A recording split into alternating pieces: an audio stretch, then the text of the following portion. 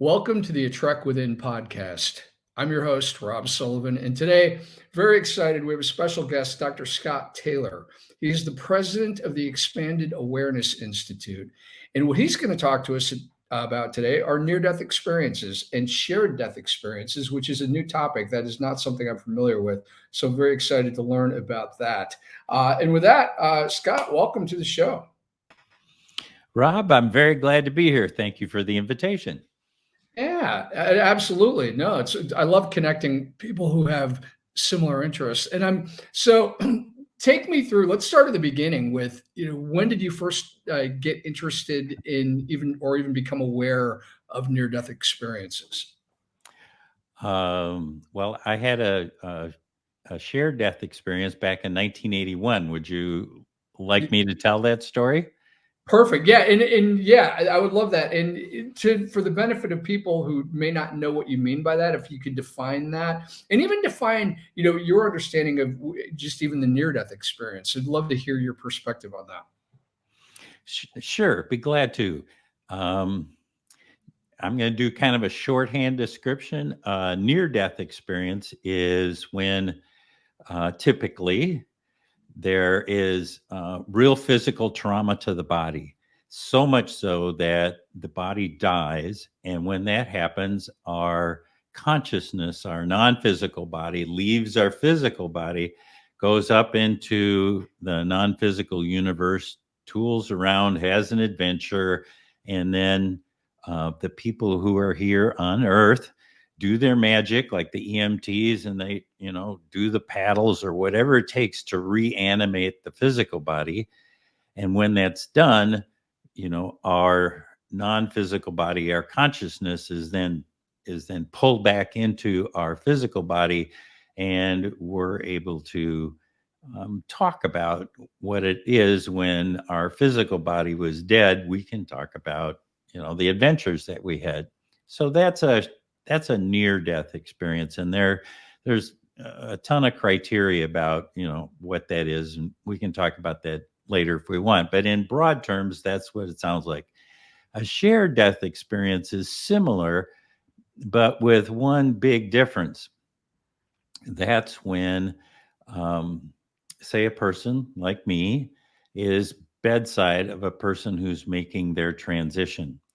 And when the person who's making their final transition leaves their physical body, they take another person with them. So, in my story, which you'll hear in just a little bit, I leave my physical body and go to the light with the person who's making that transition. So there's nothing wrong with me. I happen to be sitting on a windowsill at the time, just, holding vigil. But my consciousness gets to go with that person and experience what they experience and have the ability to communicate. And so that's the difference. One is, physical trauma to self. The shared death, no physical trauma, but they are invited to go along with another to the light and be able to see, hear, feel everything that they're going through. So with the shared death experience, just to make the distinction, does that ever happen in the context of a near death experience, or is that actually the physical death of the other person? Yeah, good question. Yeah, it's with the physical death of another person. Okay.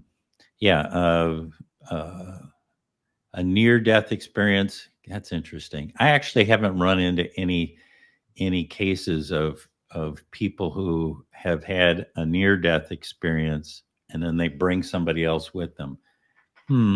Okay, nope, haven't heard it yet.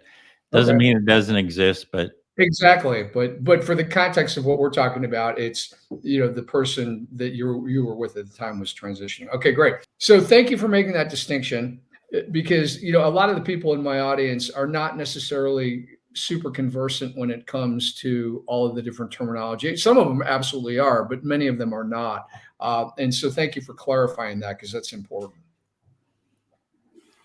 Yeah. So yeah, now you had mentioned that you had had one of these experiences. So definitely, tell us about that in as much detail as you're comfortable. Sure. It's 1981, and I'm in love with a woman. Her name is Mary Frances Randall.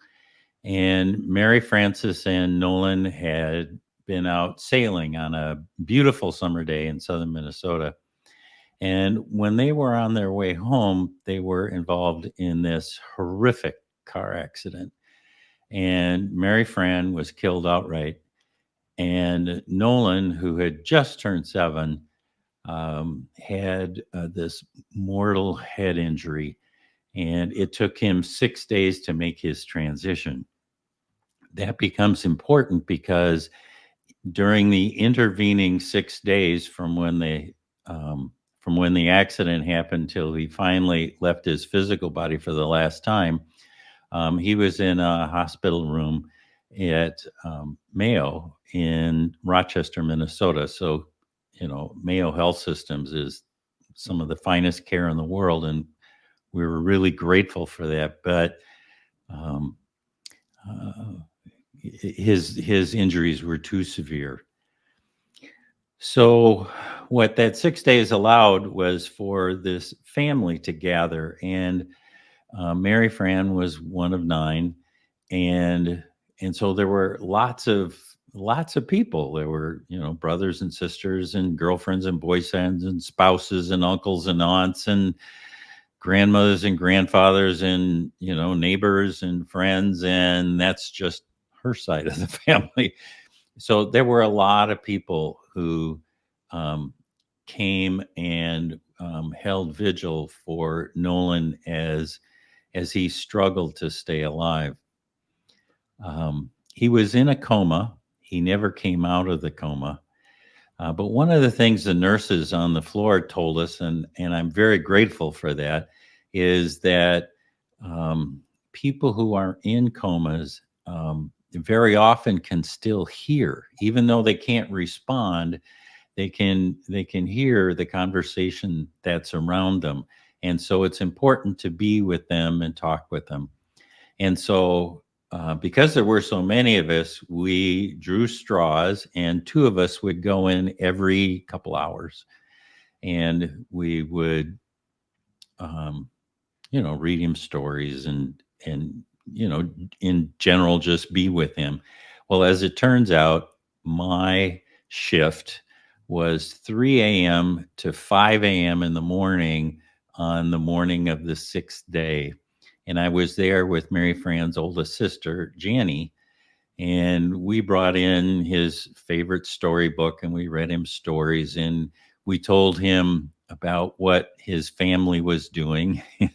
Oh, Rob, the brothers, the uncles of Nolan had about midnight had gone throughout the Mayo Health System, throughout the hospital, and swiped all of the cushions off the couches in the lobby rooms and put them down in the waiting room floor so you could be more comfortable as we were holding vigil.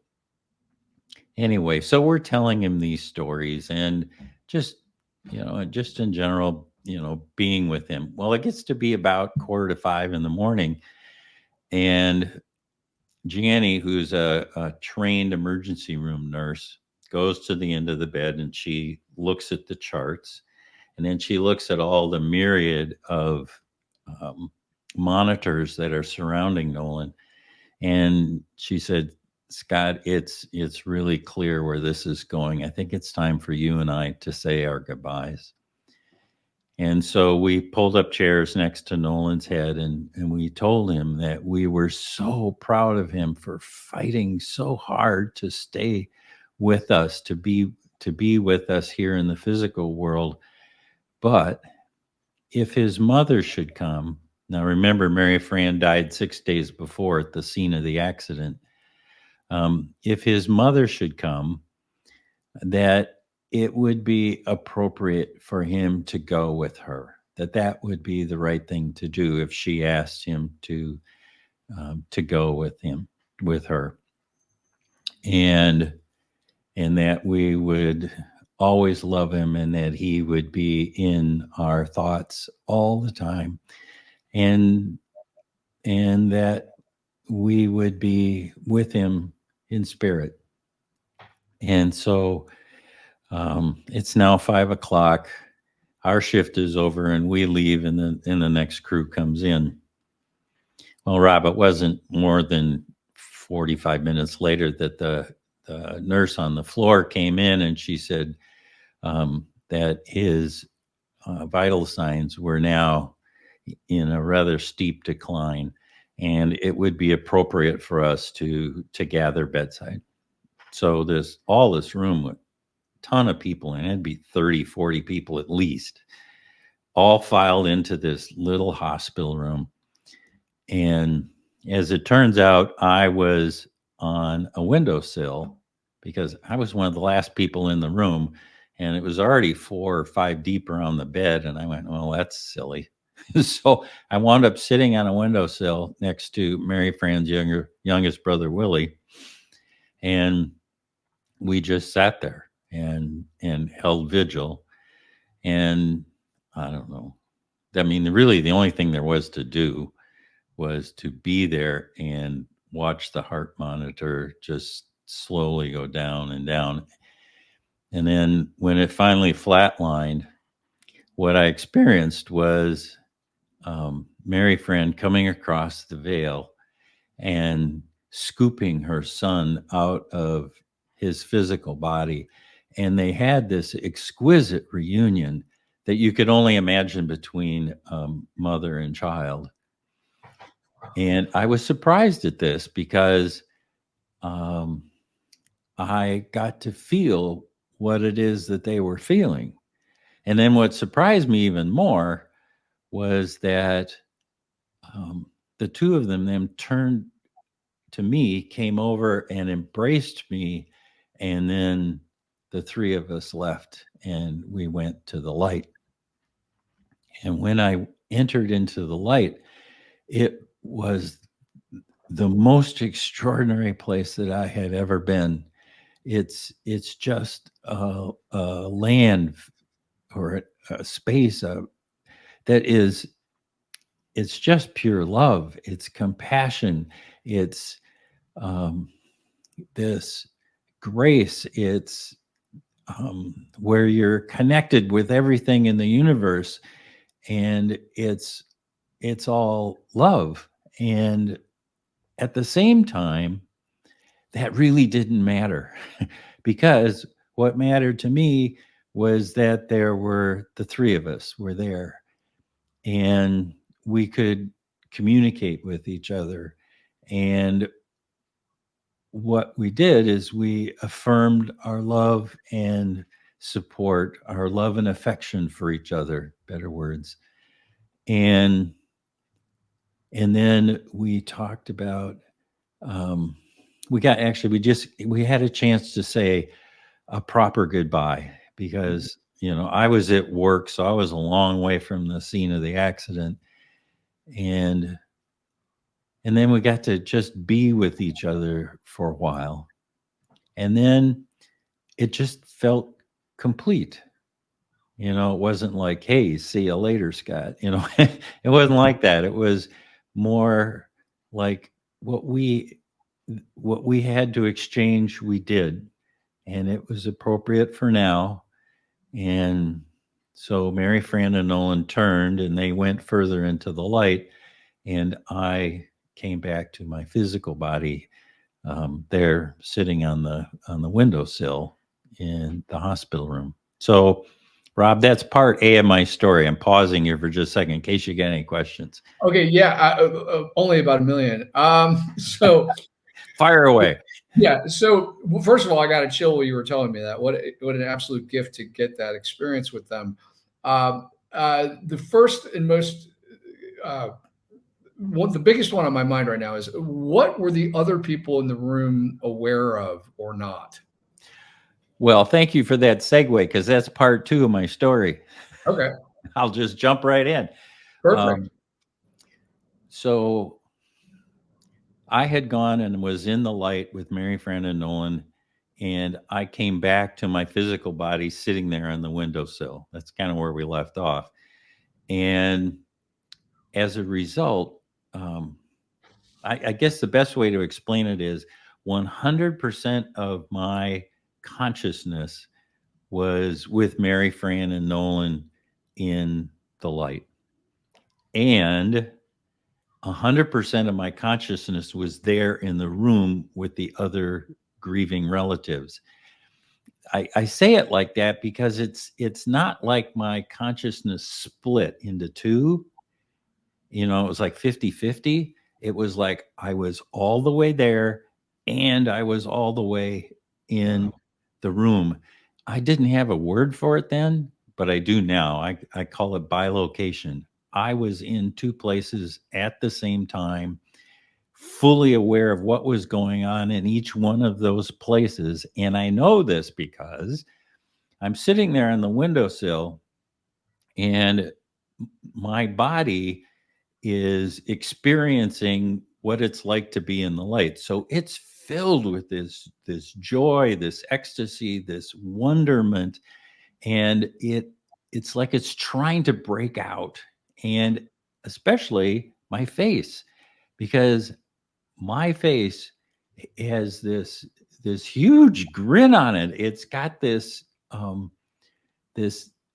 mean it's joy that I'm in this loving space and I'm with Mary Fran and Nolan. And if anybody else in the room had looked at me at that particular moment, it would have been totally inappropriate. I mean, because let's face it, we lost Mary Fran 6 days ago. We just lost Nolan moments before, and I've got this huge grin on my face. So I did the only thing I could figure out to do, which was to cover my face with my hands. And that's the pose I remained in until that other part of me could come back to my physical body and it kind of like click back into shape again.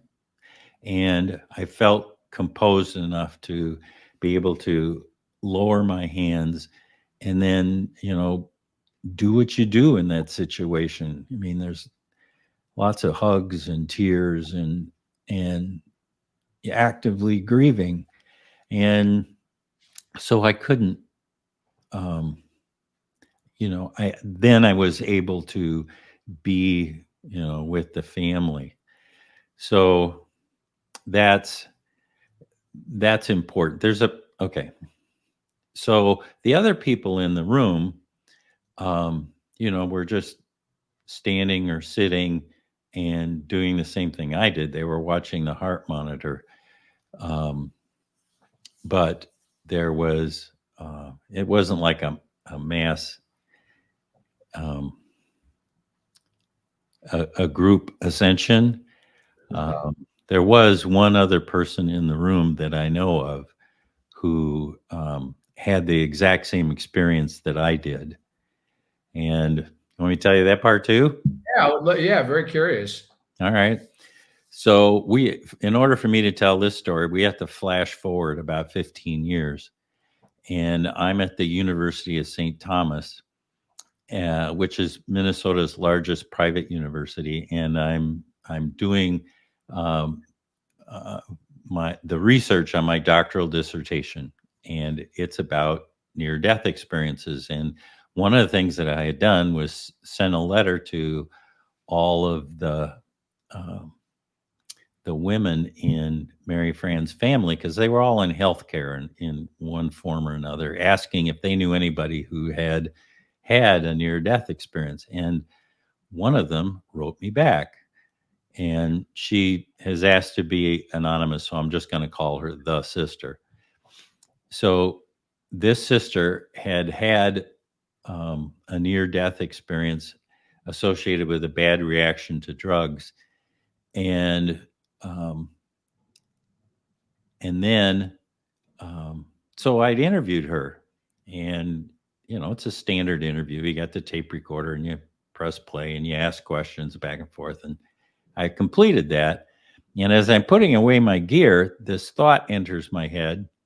And I turned to the sister and said, "Hey, something really interesting happened to me when Nolan made his transition all those years ago. I'm just wondering if anything unusual had happened to you at the same time." And her eyes got just big as saucers. And taking that as a yes, I turned back on the tape recorder and I said, "All right, here we go. You tell me your story first, and then I'll tell you my stories, and then we'll compare notes." This is what she said. She said, "Scott, I remember it very well because I was standing bedside on the other side of the room as you were sitting on the windowsill." And I went, "Yeah, that's right. You remembered." And she said, "When Nolan flatlined, what I experienced, I meaning the sister, what I experienced was Mary Fran coming across the veil, scooping Nolan up out of his physical body. They had this exquisite reunion, and I got to participate in that. And then at some point, the two of them turned to me, came over, embraced me, and the three of us went to the light where we got to hang out and be together until they went further into the light. And I then came back to my physical body. So, Rob, it this story that the sister told used almost exactly the same words that I just described my story to you. And in an instant, what that meant was that if I had any doubts about my story because I was grieving, because I was tired, because use your excuse. So in that instant, all doubts just vanished because somebody had the exact same experience that I did. And in 1981, there is nobody who had written about shared death experiences that wasn't out there. In fact, the the one book, Life After Life, that Raymond Moody wrote was only 5 years before. So this whole genre was brand new and people didn't know what to make of it. That's near death experiences, and a lot of those. But really the studies that are out there now around shared death experiences, that's only a year old. So this is a relatively new field of study. So back to my story is that um, the sister had the exact same experience I did. It completely affirmed for me what my experience was. And the reverse is true. I affirmed for her that her experience was real. And so we could kind of let that go and say, all those doubts are gone. We can live with this rather extraordinary event that happened in our lives. And of course, then it meant that we had to make sense of it. And, how do you incorporate that into your life? So, yeah, that's where we were left. Okay, that's the whole story, Rob. There aren't any more parts. Wow, that's amazing, and thank you for sharing that because it's obviously deeply personal. So, obviously, there were other people in the room, and I'm sure some of them have gotten wind of what happened to you and the sister at some point. Is that fair to say? Yep, fair to say. Has anyone else come forward and said that they had any similar thing? Nope, not a soul. Yeah, which I'm not totally surprised by because the number, who knows what the percentages are, but the number of people who are open enough to be able to, or tuned in enough to be able to pick that up are probably not that high. Also, it occurs to me you had the particular connection with the mother, and the sister obviously did too. Although it sounds like there were a lot of sisters. Is that, or did I hear that correctly?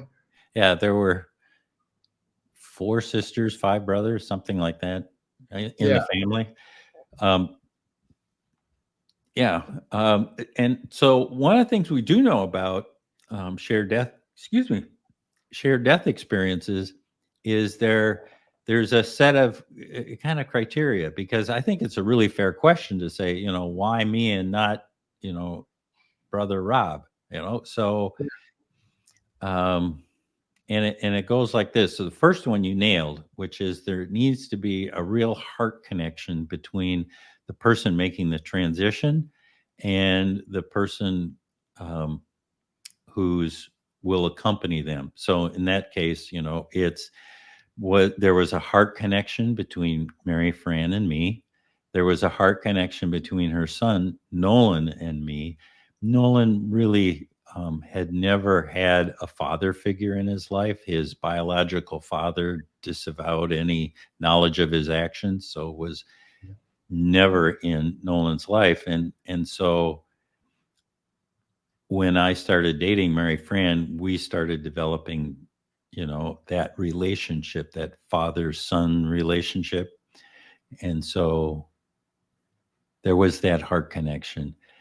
The second thing is you had to be open to the experience. And that means that you can't be doing something else, like driving a car or in conversation with other people or actively grieving.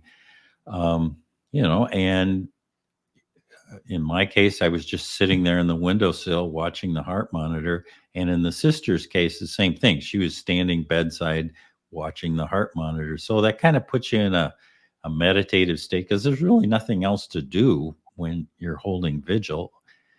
And, only so many people can, hold Nolan's hand. So and yeah, so it's those three things. Oh, the last one is, I'm sorry, an invitation.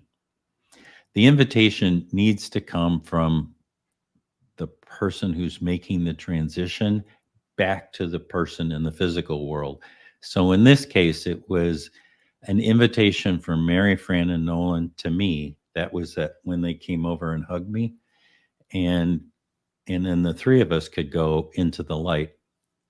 It would be extremely difficult for a person to be in the physical world and just wish themselves to accompany that person making the transition.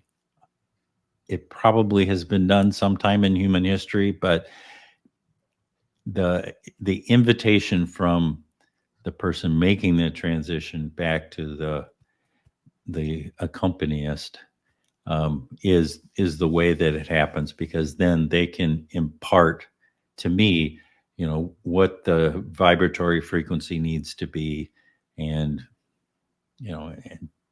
and just take me with them. So it's those three criteria: heart Interesting. connection, the meditative state, you had to be open to it, and then the invitation.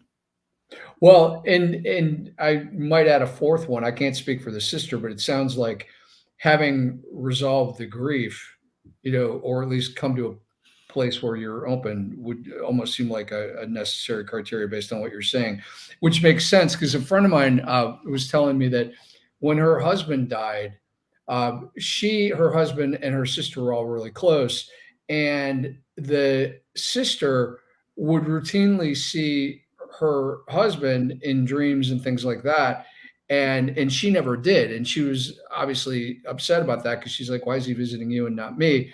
And what she, I think, eventually came to realize, and I don't want to put words in her mouth, was basically that the reason that she didn't get that opportunity was because if she had, she wouldn't have wanted to wake up.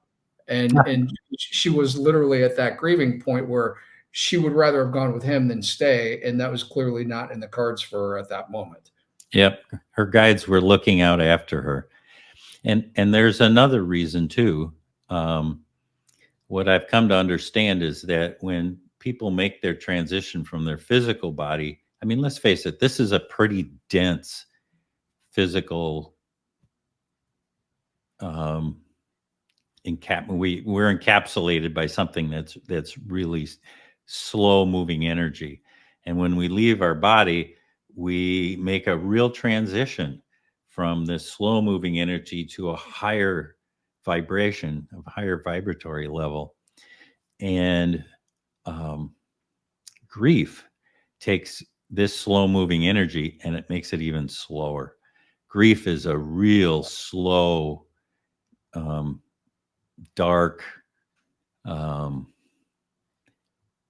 energy. And so you have to be able to, move even further um, to go up and recognize it. So it wouldn't surprise me that, the wife would take, a long time before that grief could be at a spot where it wasn't affecting her vibratory level. And the sister, sure, she's grieving, but she's doesn't have that, husband wife bond, and could be more open to that. People who are meditators Mm-hmm. have an easier chance of doing this, because they have learned to control their emotions and their vibratory level, and can, move into a meditative state pretty quickly and at will. And, and people who are used to doing dream work, um, can be open to remember, when those people who come, actually make their presence known. Yeah. Well, I love what you said about grief because that makes a lot of sense. I was picturing almost like molasses as you were talking about it. What's the question that I'm being drawn to ask you on behalf of a lot of people is, how did you get through the grief that quickly? Because you said you had a pretty strong bond with Nolan. I did. Well, I didn't. I mean, I was fully grieving.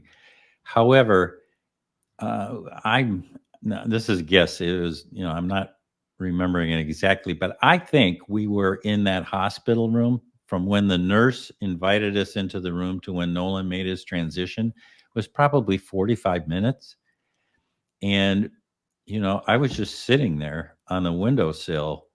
And so I really had not that much to do. and so Okay. it just, none of us were talking really. We were just being with Nolan, and and that allowed whatever that jangleness that is associated with active grieving to pause for a little bit and allow me to be receptive to the invitation from Mary Fran and Nolan. Mhm. So, what is your understanding of how it happened that you were not aware of the sister's experience? If you were all having it, I know time is a weird thing, but if you were all seemingly having it simultaneously, how did it happen that you were not aware of that aspect of it? Um, well, I think you nailed it on the head. Um, One is that I'm not sure it did happen at the same time. Because time in the non-physical world doesn't act the same as it does here in the physical. And we now know that you can bilocate. Well, who says we can't trilocate? I mean, Mary Fran and Nolan in a whole separate contact with the sister, they can have that. And at the same time, they can have a contact with me. So I'm I at see. peace with the fact that those two, um, can happen simultaneously and still be, focused in. And frankly, if I could be totally honest, is, I'm not looking at anything else. I mean, I am with the experience with the three of them. And if the sister was there, maybe I was, I was had blinders on or something. I don't. That could have happened too. But my Mhm. my my money is on the. Um, they had a separate experience. I had a separate experience, and Okay, so one of the other questions that I had, and that makes sense because obviously, if you can bilocate, they can do that too, likely. And I've heard people talk about that in a near death experience that a lot of times all they had to do is think about somebody and they were there. And just time and space didn't really matter. Uh, there's a lot of people, who meditate and, who grieve and who do all the things that you seemingly did and never have an experience like that. And I the question that comes to mind is not so much why you, but like, what is it that you were supposed to take away from that? Because I do believe there's a reason that that happened uh, for both you and the sister. And I'm curious what you think about that. Well, the trajectory of my life changed totally after that experience, because afterwards I had been in this extraordinary place and I wanted to go back there again. I wanted to have contact with Mary Fran and Nolan again, because I knew, I knew that if I did it once, I could do it again. I just had to figure out how. And so as a result, um, I, in my mind, I said, I don't know where to begin on this quest, but there are a lot of sacred sites around the world that maybe there's some extra juju there that could propel me into that space again. So I did things like I went to Stonehenge, I went to the Oracle of Delphi, I went to the Sphinx and the Great Pyramids and Machu Picchu. I went to a lot of these really sacred sites. I went to more cathedrals than you can shake a stick at. and essentially what happened was, in my quest to see if there was any juju there that would move me, crickets, just crickets. Nothing. However, I did have great vacations. Yeah. Well, it was funny because as you were describing all those places, the phrase that kept coming through my mind was, there is no different than here. Yeah, that's exactly right. But I didn't know that. I was like, well, okay, so now that doesn't work. And I went, well, maybe I need to enter into a practice that's more active. And so I studied with shamans in both North and South America. And I tried different meditative techniques. And then I thought, well, maybe I'm not understanding this well enough. So I went to seminary, and it's that maybe there's some intellectual part that I needed to sort out. It didn't work. I mean, it did. I learned a lot, but what really tipped it for me was when I went to the Monroe Institute, which is a meditative retreat center here in the Blue Ridge Mountains. And I went to their classes, and they have a particular meditative technique that uses binaural beats, which is an audio technology that helps you enter into and hold these expanded states of awareness. And for me, using that technique really made a difference. I was able to connect with Mary Fran and Nolan and reestablish a relationship with them. And truly, that just opened up the world for me. And I wound up a couple of years later becoming a facilitator for the Monroe Institute. Eventually, I became their executive director. So it really changed the trajectory of my life, this quest for how to re-enter that space again. Oh yeah, I forgot. I got my doctorate in studying people who had near-death experiences. So yeah, there was a lot of work, a lot of curiosity went into, what is this all about? What does it mean for me? What does it mean for humankind and us as a species? To know that we are capable of this, and that we are multi-dimensional human beings that exist on many planes of existence at the same time. And yeah, so it's been a really deep dive into what does it mean to be human. And so thank you for asking, because it really was a quest that I just had to figure it out. Well, I love that because it's, and it's so fascinating to me because on the one hand, I was sitting here thinking to myself, okay, so he experienced it seemingly without trying, simply by being you and being who you are.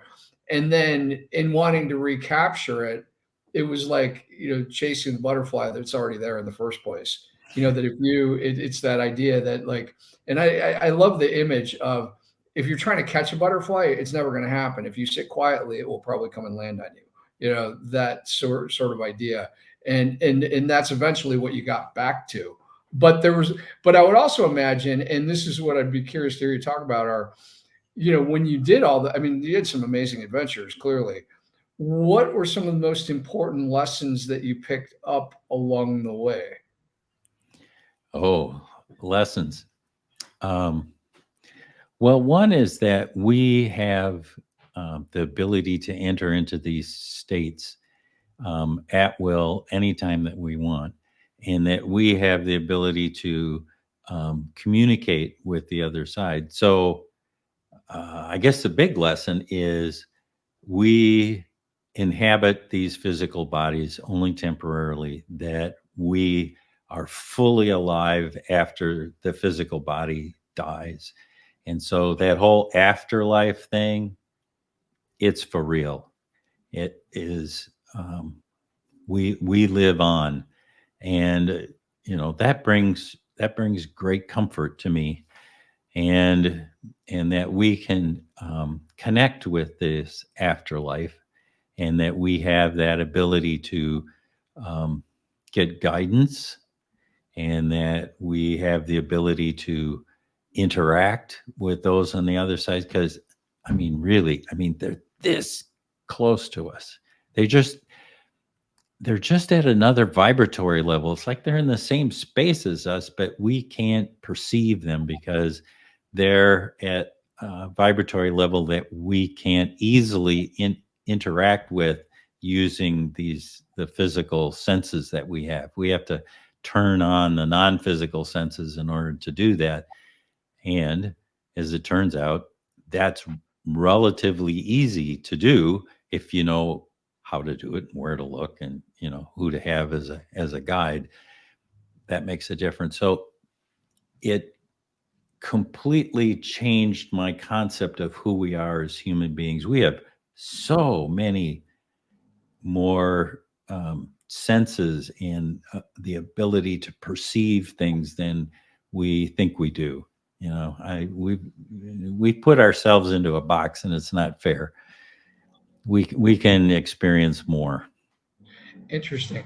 So I'm curious, when you, to the degree that you're comfortable talking about, what happened when you reconnected with Nolan and Mary Fran. And the reason that I'm wondering that is because I had a really interesting conversation with one of my guests, Dennis Grieco, who was on just recently, and he and I were talking about how, his understanding, and I see a lot of value or merit in this, is that a lot of times, when you're reconnecting, whether it's through a channel or somebody who, medium or whatever, that they our loved ones tend to come through more often, certainly, if there's some, I don't want to say unfinished business because that's a bit cliche, but where there's something that wasn't necessarily resolved, as opposed to, if you're complete and there's no sort of issues with the relationship on either side, you're less likely perhaps to see them or to interact with any regularity. I'm curious what your take on that is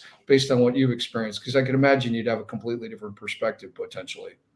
Well, I at the face of it, I agree. The original impetus for me was to reconnect with Mary, Fran, and Nolan, because I love them and I miss them, and I had an experience of being with them on the other side. So yeah, let's do it again. And then, once you connect and you go, are you doing? The conversation's kind of short. It's like, hey, I'm doing great. I'm doing fine. How are you doing? And so once that is done, then what? Well, they can act like any human, any other personality, any other intellectual force. They're just not physical. And so you can have conversations, you can offer advice, they can offer advice.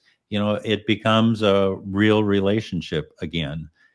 And so you can ask them about all kinds of things, what we have a crazy political situation right now. Well, how do I look at that a little differently? And so you can actually have a conversation that you would normally have over a glass of wine at night. It's there's so much more. And that's just the personal stuff. If you're interested in, how does the universe work? Why is it organized this way? What's up with duality? Why do we have to deal with all this conflict? And, those kind of bigger questions, they're up for that. And if they can't, they can, lead you to somebody else who might have a better view on the whole thing. So what winds up happening is that you establish connections for any question that you want to ask. What is it that you want to know? And it's available. Those answers are available, and you got to put in the work to do it. So one of the questions that I would want to ask Nolan, certainly, and I'm curious if this ever came up in your, conversations or interactions, is what was the reasoning behind his extended transition? Well, I know the answer to that one. It's so that we could gather bedside and that he could lead me through to enter the light with his mother. I mean, that's an extraordinary gift that they gave me and they gave the sister. And I believe that, when we came into this world, we organized that event. Of course, I don't remember that organization, but that they wanted to give me that gift. And so that's how it wound up being arranged, is that there was enough time and there was a chance for me to say goodbye to Mary Fran and be able to come. I was there for, 6 days in the hospital. You come to peace, to a degree of peace around what is clearly going to happen. Mary Fran was a shock. Nolan less so, because every day you can go in and watch the monitors and watch him lose that battle. He's fighting so hard to stay alive. Interesting. So, that occurred to me. I didn't want to put words in your mouth, and that's because that is a huge gift that he gave you, or that they both gave you, really. So, wow, what an amazing feeling that must be to know that they love you that much that they wanted to do that for you. Yep. Okay. So I'm glad you said it that way, because one of the things when I make my final transition, I would like to go and meet Judas Iscariot. For the Christian members that are in your audience, he's the person who betrayed Jesus. After I had my experience and began to realize that what Mary Fran and Nolan did for me was a gift and that they signed up for that, it didn't take a great leap of faith to go, okay, who would Jesus choose to allow him to become Jesus? In other words, you can't have Jesus without the betrayal. And so who would do that? Well, in my mind, it has to be Jesus's best friend, someone who loved him so deeply that he would sign up for that duty to be hated by, a third of the population for 2,000 years. But he played his role perfectly, and it allowed Jesus to become this force, this loving force in this world. And so it was an act of love. Certainly not in the physical world. That's a whole different story. But from the non-physical perspective, it had to be his best friend. Had to be.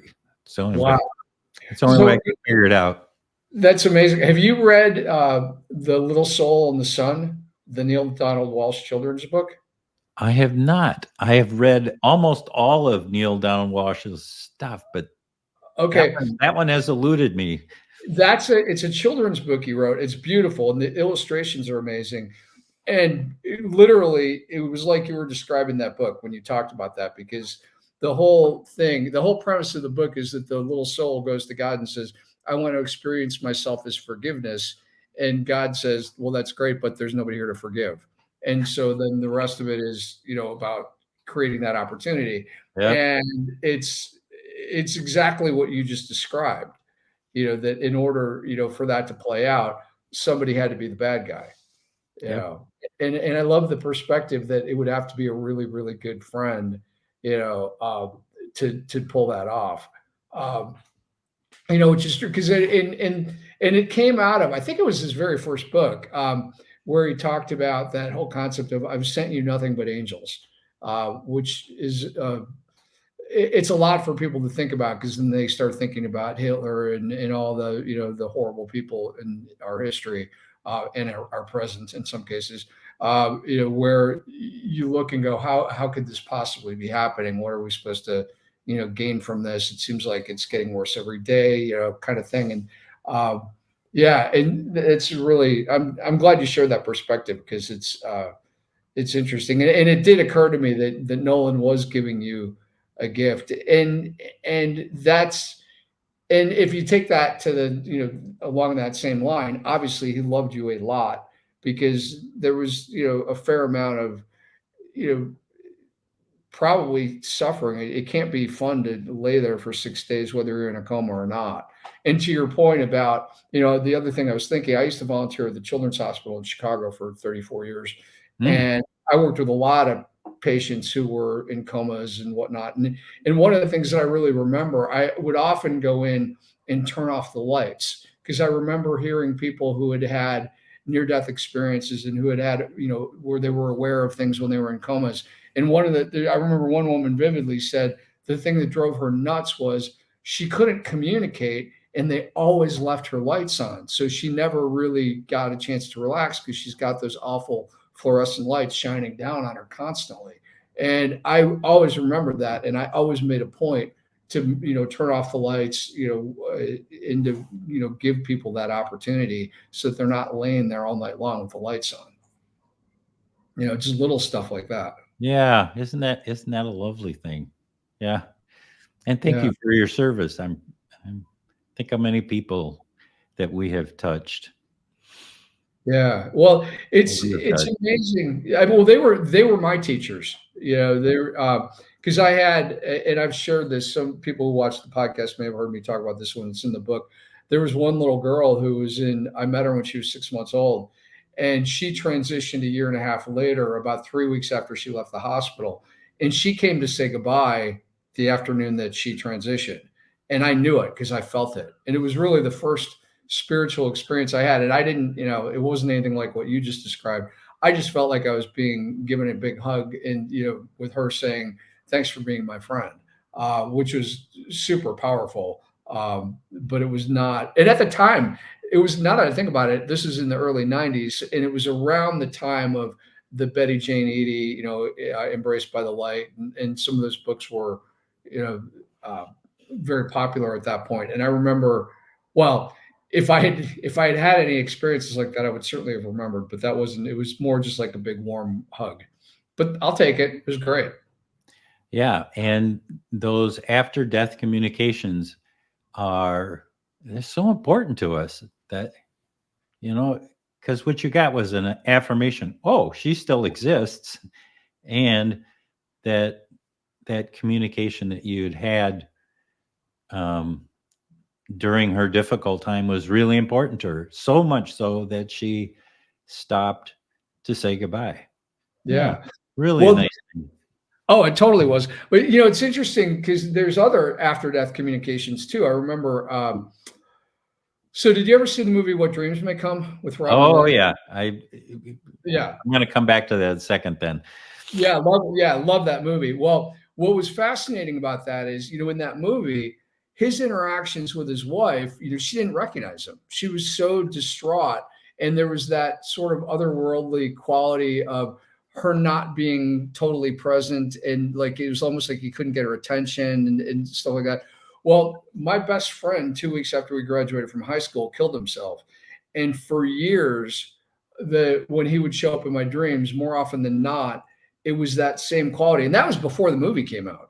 So when the movie captured that, I was like, wow, that's amazing that I had experienced a very similar quality in our, when he showed up in the dreams. And it was only literally like maybe 2 years ago that I had a dream where it was like he had made it past all that, because it was the Charlie that I remembered. It wasn't this one that was having a hard time focusing. Yeah, so we go back to our discussion about vibratory levels. When somebody is that distraught, and I'm going to say not knowing his situation, but if they're that distraught that they're going to take their own life, talk about a slow vibratory level. So when they leave their physical body, they're vibrating at a very low level, and they can't they can't recognize other beings that are around them, because the difference in vibratory rates is such that they just can't communicate, and which is the foundation for all of the work that people do in soul retrieval. They go find these souls who need to be, go to the light, and they just aren't in a place yet to do that. And so, they give them a little extra energy. They give them a sense of there's a better future out there for you. There's, loving beings who want to be with you, grandma, grandpa, whatever. And just that sense of gratitude and hope changes the vibratory rate enough that they can move.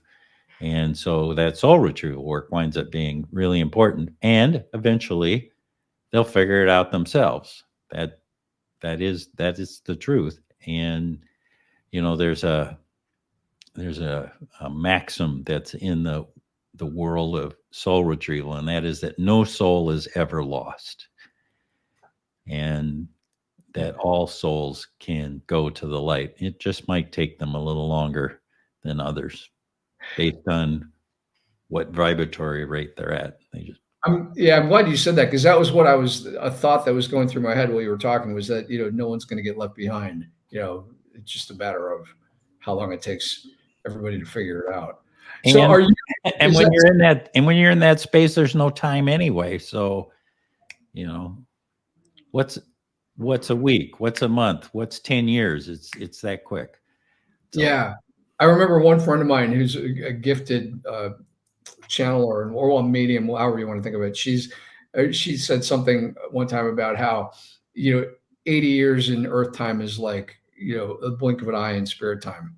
Just it's all super fast, because it doesn't exist, it doesn't obviously. exist. Yeah. So the solar retrieval stuff, is that where your work has taken you more recently then? No, actually. Oh, I was just, what you It is talked about. work that I have done, but what I've been doing lately is I have figured out a way to use meditation to have people follow the path, the cosmology. Love that word. The cosmology of a near-death experience. And so we can use meditation to, um, assist us to leave our physical bodies and to meet our escorts and go through the tunnel. Each one of those is a slightly different vibratory rate. And then, exit into the light. And there's 3 different kinds of light. And have a life review and meet divine beings and, go to that area that's affectionately known as the park, that area of life between lives, where we get to hang out and learn all there is to learn, and then plan our next adventure into the physical, whether it's on Earth or someplace else. Um, we we now know that we can use binaural beats to help get us close to those frequency levels. So if a person wants to understand what it's like to have a transition, they can do that. If they want to establish communication with their loved ones and pets, they can do that. They want to go to the Akashic records. They want to understand how this world is put together. They're all kind of put at different vibratory rates, and we can now assist the physical body and the non-physical body to enter into those vibratory rates so that you can explore the non-physical universe, or something as simple as being able to touch base with loved ones that you miss and find out how they're doing. Okay, so random question that I never even thought to ask, but I'm going to put it out there. You mentioned animals. Okay, when I think of dogs in particular, I think about unconditional love, but I also think about how they often notice, paranormal type things that other people don't notice. How does their vibratory rate compare to ours? Oh, that's really interesting. Well, their physical bodies, are pretty close to the vibratory rate that we're at, because we all live in this physical world, but they're also more sensitive to the other vibrations. Take, for instance, all of us have probably seen a cat. Cats are great at this, where it's an empty room and the cat looks up and is tracking something across the room, right? We've all seen that. And so at least my take on it is that they're watching somebody from the non-physical universe, traverse the room, check in on us. So the other thing is you reminded me that this work that we do in exploring the non-physical universe, when we're in that space, we don't typically use English as a way of communicating. Words put real boundaries on concepts, and that doesn't serve us very well in that space. So a lot of it comes through in emotion and pictures and metaphors. So it's a more complicated symbolic language that is used when you're up there. And so when we're talking to pets, pets don't have verbal language, so it doesn't do much good to sit there and go, to think at them in English words, because they communicate with us through pictures and through emotion. And that kind of symbolic language you can establish with your pets. So, that runs at a higher vibratory rate. Anyway, Interesting. so So thank you for bringing that up.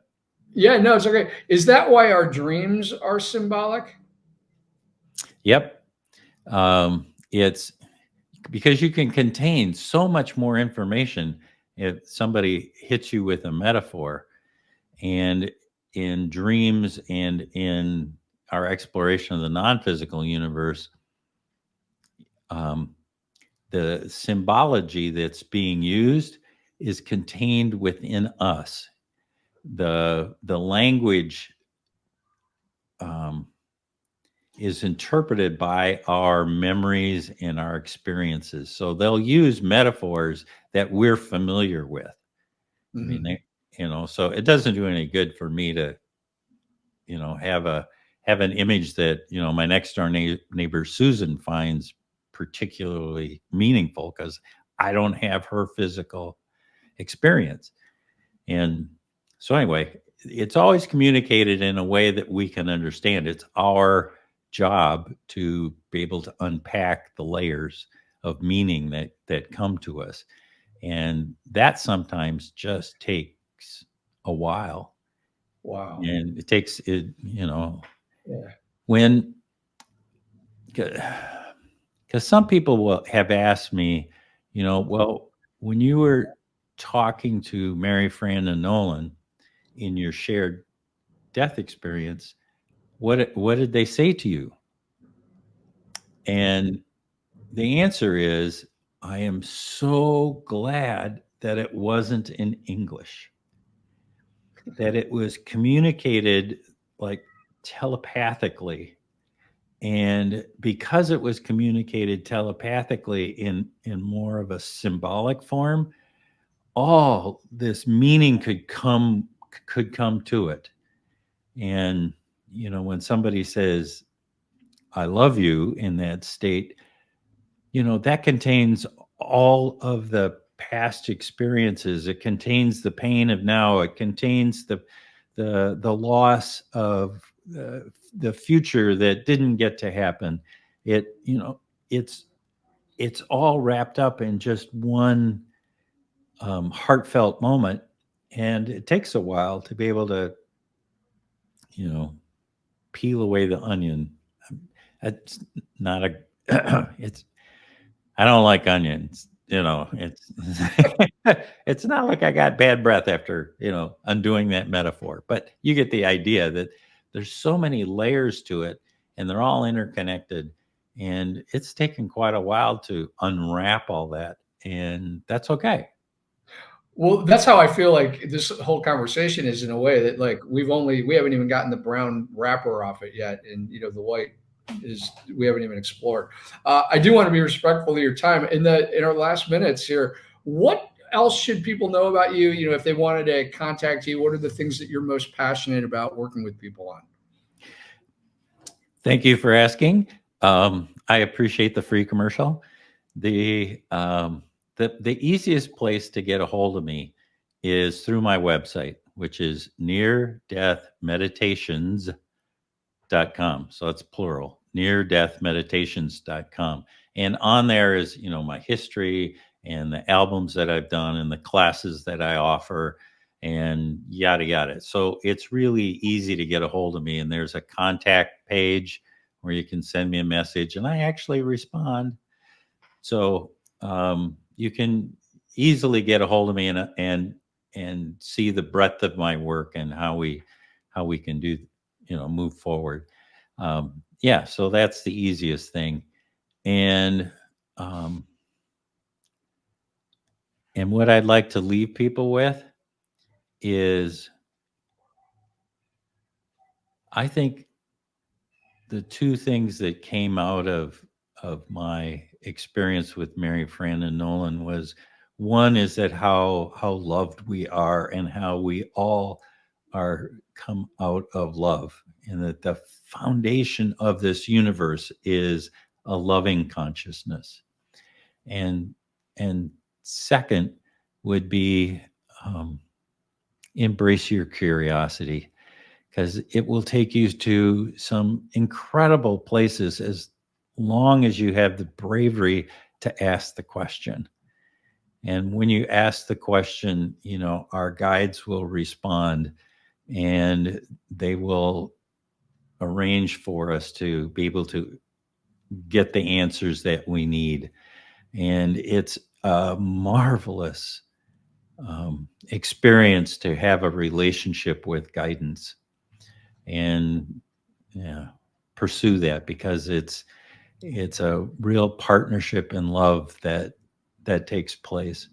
And I honor that, and I honor you, Rob, for having this podcast where we get a chance to talk to people about what an extraordinary life we have here in the physical, even though it's Oh, difficult at yeah, times. absolutely.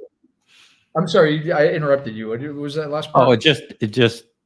it's an extraordinary life we have here, even though it's difficult at times.